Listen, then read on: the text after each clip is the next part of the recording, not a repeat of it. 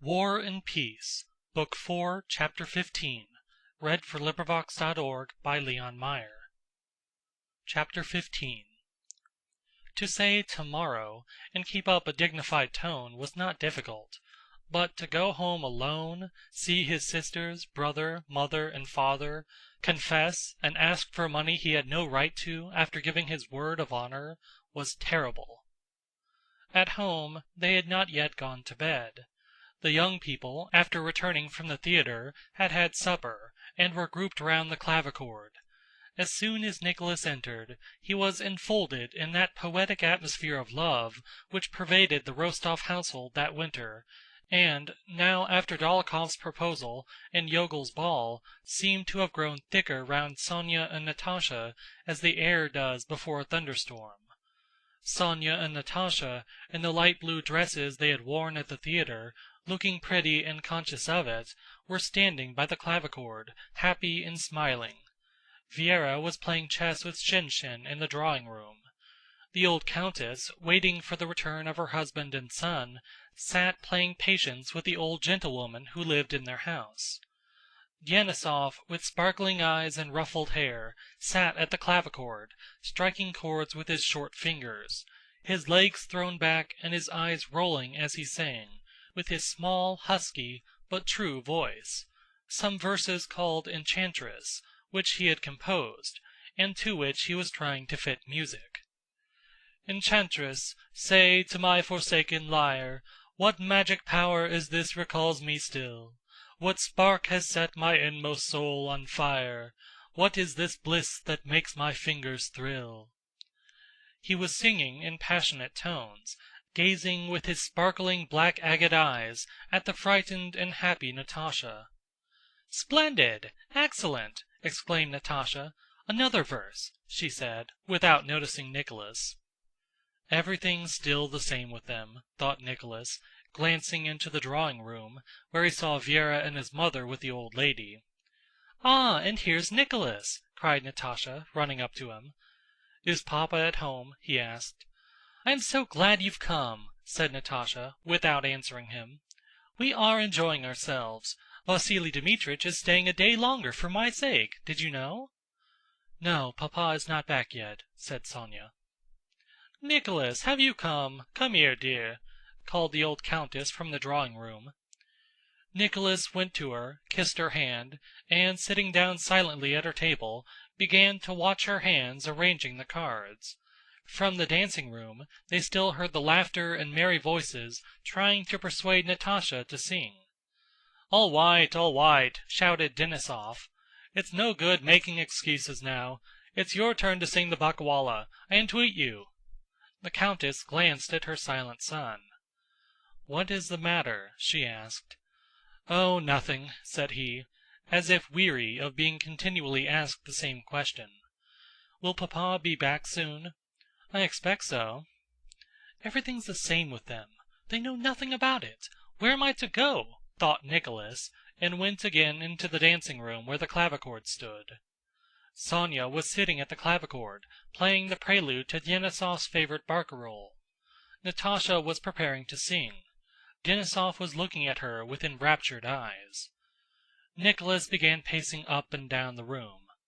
"Why do they want to make her sing? How can she sing? There's nothing to be happy about," thought he.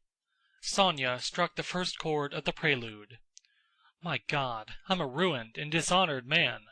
A bullet through my brain is the only thing left me, not singing," his thoughts ran on. "Go away? But where to? It's one. Let them sing." He continued to pace the room, looking gloomily at Denísov and the girls, and avoiding their eyes. "Nikólenka, what is the matter?" Sónya's eyes fixed on him seemed to ask. She noticed at once that something had happened to him. Nicholas turned away from her. Natásha too, with her quick instinct, had instantly noticed her brother's condition. But though she noticed it, she was herself in such high spirits at that moment, so far from sorrow, sadness, or self-reproach, that she purposely deceived herself, as young people often do. "No, I am too happy now to spoil my enjoyment by sympathy with anyone's sorrow," she felt, and she said to herself, No, I must be mistaken. He must be feeling happy, just as I am. Now, Sónya," she said, going to the very middle of the room, where she considered the resonance was best. Having lifted her head and let her arms droop lifelessly, as ballet dancers do, Natásha, rising energetically from her heels to her toes, stepped to the middle of the room and stood still. "Yes, that's me," she seemed to say, answering the rapt gaze with which Denísov followed her. "And what is she so pleased about?" thought Nicholas, looking at his sister. "Why isn't she dull and ashamed?" Natásha took the first note, her throat swelled, her chest rose, her eyes became serious. At that moment she was oblivious of her surroundings, and from her smiling lips flowed sounds which anyone may produce at the same intervals, hold for the same time, but which leave you cold 1,000 times, and the 1,001st time thrill you and make you weep. Natásha that winter had for the first time begun to sing seriously, mainly because Denísov so delighted in her singing. She no longer sang as a child. There was no longer in her singing that comical, childish, painstaking effect that had been in it before.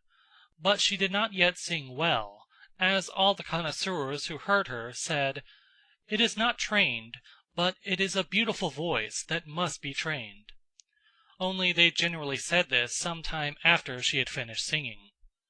While that untrained voice, with its incorrect breathing and labored transitions, was sounding, even the connoisseurs said nothing, but only delighted in it and wished to hear it again. In her voice there was a virginal freshness, an unconsciousness of her own powers, and an as yet untrained velvety softness, which so mingled with her lack of art in singing that it seemed as if nothing in that voice could be altered without spoiling it. "What is this?" thought Nicholas, listening to her with widely opened eyes. "What has happened to her? How she is singing today!" And suddenly the whole world centered for him on anticipation of the next note, the next phrase, and everything in the world was divided into 3 beats. O mio crudele affetto! 1, 2, 3. 1, 2, 3. 1.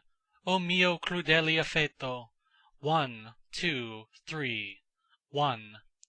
"Oh, this senseless life of ours," thought Nicholas, "all this misery and money and Dólokhov and anger and honor, it's all nonsense, but this is real. Now then, Natásha, now then, dearest, now then, darling. How will she take that sea? She's taken it! Thank God!" And without noticing that he was singing, to strengthen the sea he hung a second, a third below the high note. "Ah, God, how fine! Did I really take it? How fortunate!" he thought. Oh, how that chord vibrated, and how moved was something that was finest in Rostóv's soul. And this something was apart from everything else in the world, and above everything in the world. What were losses, and Dólokhov, and words of honor? All nonsense. One might kill and rob, and yet be happy. End of chapter 15.